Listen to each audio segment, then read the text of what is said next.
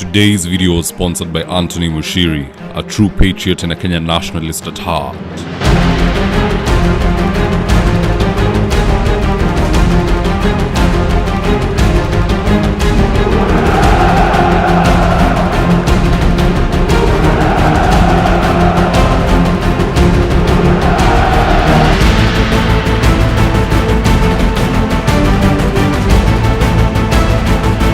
Stand by for 3, 2, 1. Alright, yesterday Rigathi did an explosive interview with Jesse Rogers of KTN, and in this video I want us to look into what was said, if possibly in under 10 minutes, and with no further ado, let's get after it. Number 1, ever heard of the Dolphin Hotel in Mombasa? In case you haven't, here it is.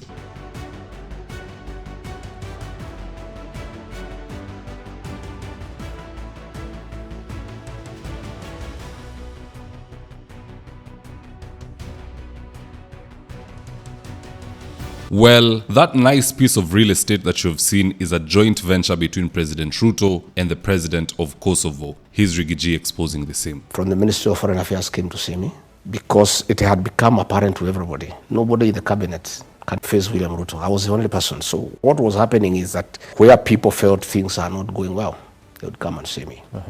They told me that internationally it is unwise for the Kenyan government to acknowledge or recognize Kosovo, and that will create us problems internationally. And they say, we want you to talk to the president because none of us can talk to him because he's adamant that we need to recognize Kosovo and it will create us international problems. And I went to see the president and I said, Mr. President, senior officials from the Ministry of Foreign Affairs have come to see me over this matter. And he was mad. He was in a rage. He wanted to know who they are. I said, I cannot tell you because you will fire them. But this is information. Please don't do it. It will soil our image. He said, go to hell. I am the president. I make decisions in this country. And if you don't like it, you can quit this government. And Rigathi, please, keep off foreign affairs. I said,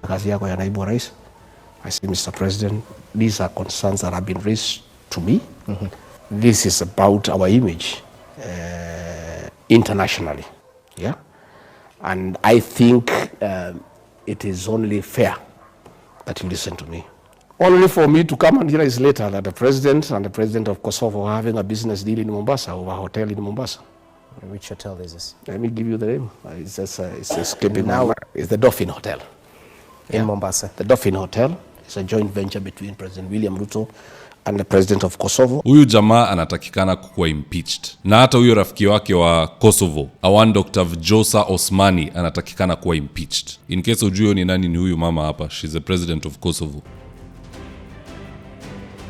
Anywho, moving along, we have always known Farouk Kibet to be a bully, but kumbe pia yeye amekuwa mkora na ameanza kufanya biashara pale State House. Why do I say this? I say this because Farouk has been collecting money from individuals in exchange of allowing them to see Ruto. Here's Rigathi exposing the same scam, or should I say sham. Here's the tip. Start beating it. Probably before we come to that, you said that he said I fight small people. I don't fight anybody. He says that I was fighting Farouk Kibet. Farouk Kibet is not a small man. He is a co-president in this country. Farouk Kibet runs the government.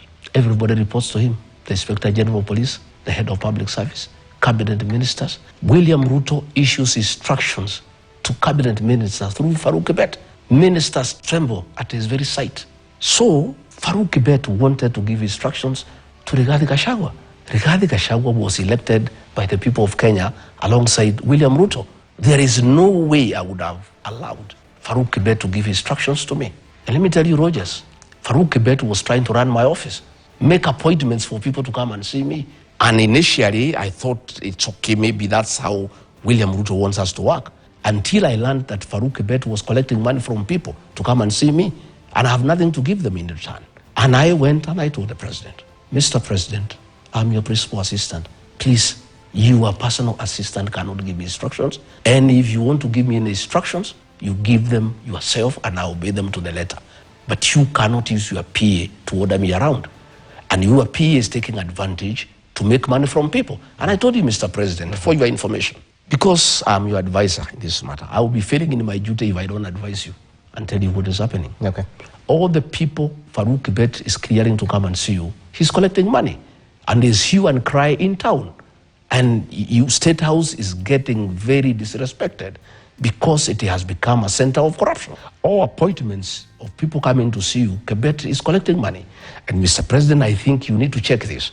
But if you want to continue with it, tell him to keep off my... Make no mistake, hiyo pesa si ya Farouk, ni ya Ruto. Hata askari siku hizi huwa wanatuma raia kuchukua hongo on their behalf ili wao wenyewe wasionekane. It's nothing new kwa hii syllabus ya wizi. Number 3, Rigathi Gachagua could single-handedly make the president an international criminal if his words are anything to go by. Why so? Because Rigiji now claims that Ruto is obtaining gold from South Sudan through his friend Hemedi, then they are cleaning it right here in Nairobi and shipping it off to the Middle East, and it's a win-win situation for both gentlemen. Ruto makes his profits, and Hemedi gets his money to go buy guns to continue killing people. Here's a tip. Serious disagreement with President William Ruto about Sudan. You know we have a problem in Sudan. There's a rebel movement called RSF. And the leader of that group is called Hemedi, has been the vice president of Sudan. So in 2023, William Ruto called me to his office and told me that diplomatically, a president can only invite a president to visit him. And he has a friend who is a vice president and he cannot invite him. So he wanted me to invite him on his behalf. I recall you said this. And he had a letter. Yes. I signed that letter and Hemedi came. And we met, we discussed about Kenya and Sudan, but that was not the purpose of the visit. I took him to the president. Later on, I realized they are doing business. After some time, it came clear to me that the international community had placed international sanctions against Hemedi because of genocide, killing women and children, displacing people, and no other crimes against humanity. So President William Ruto called me again and told me to invite Hemedi again. And I told him, Mr. President, this is a butcher of women and children. And he is using our country, through your friendship, to bring gold from Sudan, clean it in Nairobi, take it to the Middle East, use the funds to buy arms to go and kill people in Sudan. I told him, Mr. President, I am a father. I am a Christian. If those three are not worth somebody bringing an impeachment motion, then our MPs collectively, none of them is worth a grain of salt. Wote ni waoga, ama sijui ni nini inaendelea pale bunge. They crucified the lesser evil, but the evil which reigns at the same level at almost ile ya Satan, it is being let to roam around freely and do deals and do all these things. This country is in very big danger. We need to see what we can do to rescue this country. And it is only by the ballot. Any other way we'll end up having the dollar converting to 300 Kenya shillings or worse. But at the end of the day, guys, that's just my take. Do let me know your own comments in the comment section below. I'll do my best to read them and to give you a response. Do you think the president has reached a level where an impeachment is absolutely needed? Or should he continue kupanga namna hii na marafiki zake wa Kosovo na South Sudan, mambo ya gold na mahoteli? Do drop me your own comments. I'll do my best to read them and to give you a response. And in the event you're here for the first time, please go on and hit the subscribe button. And if you're watching for a different platform, just head on over to YouTube, search for David Wafula, hit the subscribe button. You're going to be getting a ton of content of this nature. If politics is something you're passionate about, this is definitely the one channel that you really need to subscribe to. Alright guys, adios.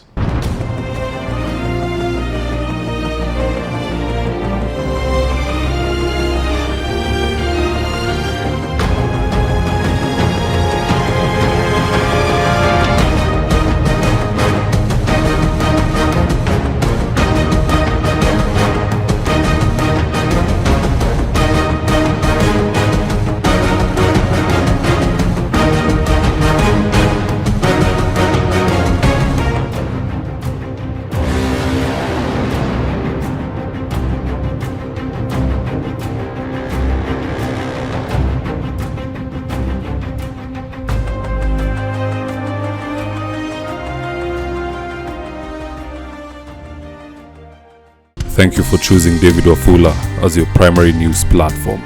We put countless hours in research, recording, and editing. By showing up each and every day to watch our videos, you encourage us to generate more videos for the viewers. We are on a mission to inform, educate, and build a better tomorrow. To our thousands of followers in a world full of presidents, kings, and queens, you are the real gem. Adios.